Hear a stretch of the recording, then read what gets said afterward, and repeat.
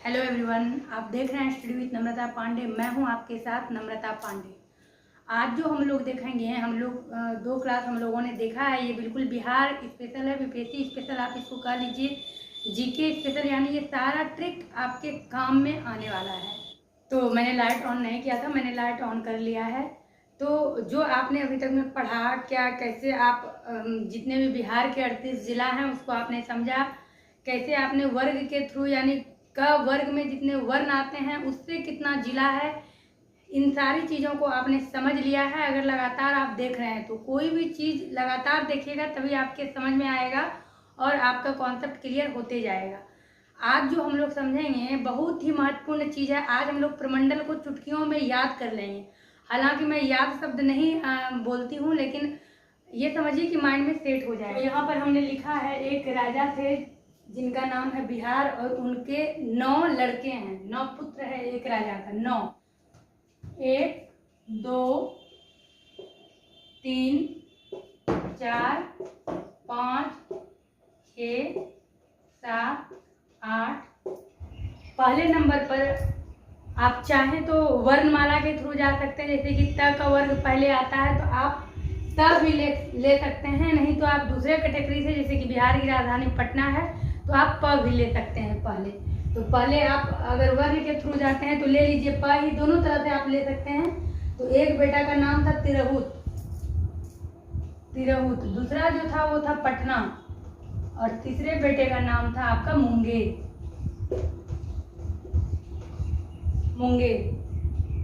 इस 3 को लिखा। उसके बाद चौथे नंबर पर इस 3 को पहले क्यों लिखा तो आगे हम लोग समझेंगे। ये जो तिरहुत था इसको भी 6 पुत्र थे, पटना है इसको भी 6 पुत्र थे, और मुंगेर जो है इसको भी 6 पुत्र थे, इसीलिए हमने सबसे पहले इसी तीनों का नाम लिखा। अब चूंकि यहाँ माँ से आप लास्ट करते हैं तो माँ से ही आप फिर शुरू कर लीजिए अगला मगध। यहाँ पर आप मगध लिख लीजिए। मार्कर थोड़ा डार्क नहीं चल रहा है तो इसीलिए मैं बोल रही हूँ, इसको सुनिएगा और आप लिखना चाहें तो लिखिएगा या समझिएगा। फिर ये जैसे यहाँ मुंगेर से आपने लास्ट किया तो आप मगध ले लीजिए। मगध के बाद फिर से आप आ जाइए पटना, यहाँ प से फिर यहाँ आप आ जाइए पूर्णिया। तो ये हमने लिख लिया। अब देखिए तिरहुत के 6 पुत्र, पटना के 6 पुत्र, मुंगेर को 6 पुत्र, और ये मगध जो लिखा है यहाँ पर आ जाएंगे 5, मगध के 5 पुत्र, और पूर्णिया के लिख लेंगे हम लोग 4 पुत्र। इतना हमने लिख लिया। टोटल 9 लड़का था, 9 पुत्र था, तो 1 2 3 4 5 हो गया, बचे 4। तो हमने जो अभी 5 पढ़ा, ये कसीदा पूरी तरह से आपको याद हो गया होगा, जिसको कहते हैं कसीदा पढ़ना। तो कसीदा पूरी तरह से याद हो गया होगा, आपके दिमाग से भागा नहीं होगा। क्या? कसीदा, का शद, कसीदा। का से यहाँ पर हम लोग अगला कोसी, अगला ले लेंगे कोसी। कसीदा, स से ले लेंगे हम लोग सारण, और द से ले लेंगे हम लोग दरभंगा।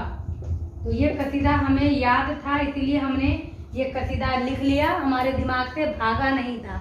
भागा यानी भागलपुर। ये 9 पुत्र के नाम से बस आपको इस तरह से कहानी तरह याद कर लेना है, कहानी तरह याद करना है, और ये अच्छे से याद हो जाएगा।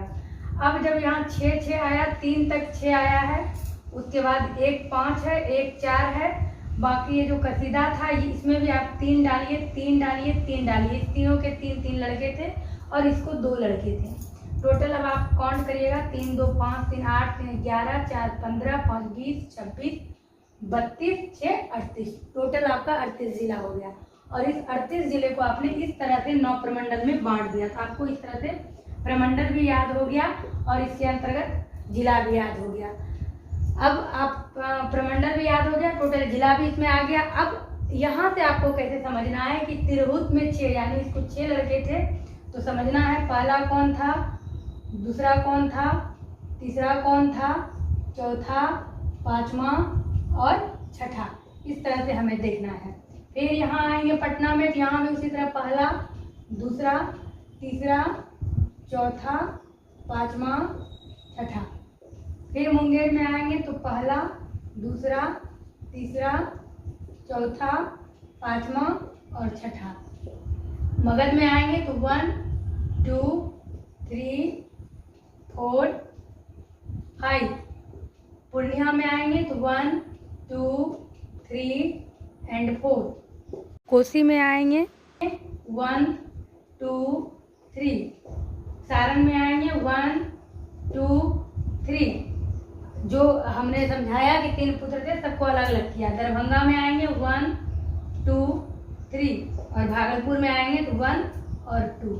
इस तरह से टोटल हमने नंबर डिवीजन बांट दिया। अब देखते हैं तिरहुत के अंतर्गत, तिरहुत के अंदर कौन कौन सा आता है। अगर आपके पास मैप है तो आपको समझना है तिरहुत किधर पड़ता है, नीचे पड़ रहा है, ऊपर पड़ रहा है, किधर पड़ रहा है ये देखना है। तो तिरहुत जो है बिहार का, जब आप मानचित्र देखिएगा किधर आपका पड़ता है, बिल्कुल इधर इस साइड में। इस तरह से अगर आप लेते हैं तो ये है आपका तिरहुत। और तिरहुत के ये चूंकि बिल्कुल पश्चिमी भाग में है तो पहले आप पश्चिम चंपारण से ही शुरू कर लीजिए। चंपारण को 2 भागों में बांटा गया है, पश्चिम चंपारण, पूर्वी चंपारण। तो 2 आपका इसी में आ गया। ये हो गया आपका पश्चिम चंपारण और ये आपका हो गया जहाँ से गांधी जी ने सत्याग्रह शुरू किया था। ये आपका हो गया पहला, ये हो गया दूसरा पूर्वी चंपारण। 2 चीज आपका इसमें आ गया। इसके अंतर्गत आपका 2 चीज आ गया। और ये भी मैंने आपको बताया था मुजफ्फरपुर में सीता और शिव का विशाल मंदिर है मुजफ्फरपुर में। तो एक आपका आ गया मुजफ्फरपुर, यहाँ पे आ गया तीसरे नंबर पर मुजफ्फरपुर, जो कि आपको प्रमंडल के अंतर्गत याद करना है। तो मुजफ्फरपुर में किसका मंदिर विशाल है? विशाल है तो वैशाली आप ले लीजिए। किसका? सीता और शिव का। तो सीतामढ़ी और शिवहर, शिवहर। इस तरह से जो बिहार एक राजा है, उसके एक पुत्र तिरहुत है, 9 पुत्र है, जिसमें पहला तिरहुत है जिसके 6 पुत्र हैं। ये आपका हो गया पूर्वी चंपारण, पश्चिमी चंपारण, मुजफ्फरपुर, वैशाली, सीतामढ़ी, शिवहर।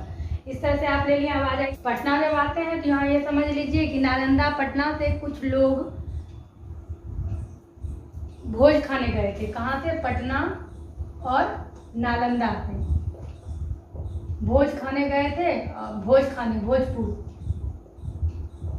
और वहीं पर किसी बात को लेकर बॉक्सिंग शुरू हो गई कुछ लोगों में, बॉक्सिंग यानी कि बक्सर।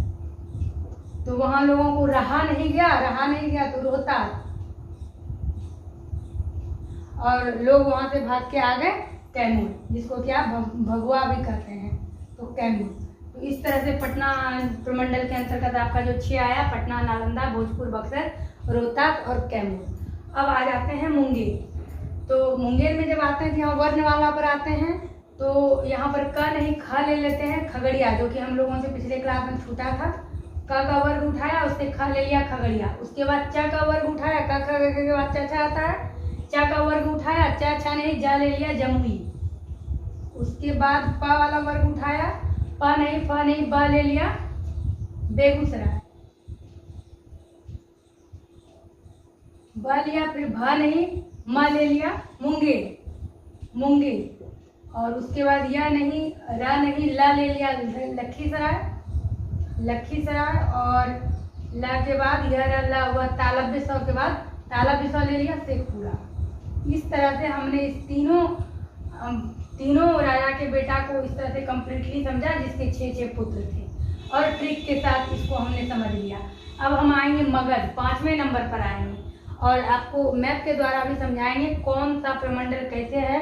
यानी कुल मिलाकर आप कैसे भी करिए, चाहे आप इधर से कान आपको टच करना है या इधर से करना आपको है कान टच, ये याद रखना है। यानी आप इसको कैसे भी याद करिए प्रमंडल के थ्रू, डिस्ट्रिक्ट वाइज। तो मैं तो शुरू से बता रही हूँ, आप समझ ही रहे होंगे। अब आते हैं मगध, जिसको कि 5 पुत्र था। औरंगजेब परवल लाने नवादा गया, और नवादा न जाकर के वो जहानाबाद चला गया। कौन? औरंगजेब। तो यहाँ लिख लीजिए औरंगाबाद। औरंगजेब परवल लाने, परवल के बदले में आपको यहाँ लिख लेना है अरवल। सोचने वाली बात है, औरंगजेब परवल क्यों लाने जाएगा, परवल को अरवल कर दीजिएगा। औरंगजेब परवल लाने कहाँ गया था? नवादा। गया लिख लीजिए। और नवादा ना पहुंच गया जहानाबाद। तो इस तरह से मगध प्रमंडल के अंतर्गत जो 5 डिस्ट्रिक्ट आते हैं ये हो गया। अब आते हैं चौथे नंबर पर पूर्णिया। तो पूर्णिया में क्या है कि बिल्कुल इस क्षेत्र में है, जैसे कि आपका तिरहुत इस क्षेत्र में, तिरहुत अगर बिहार के इस क्षेत्र में है तो आपका पूर्णिया प्रमंडल इस क्षेत्र में है।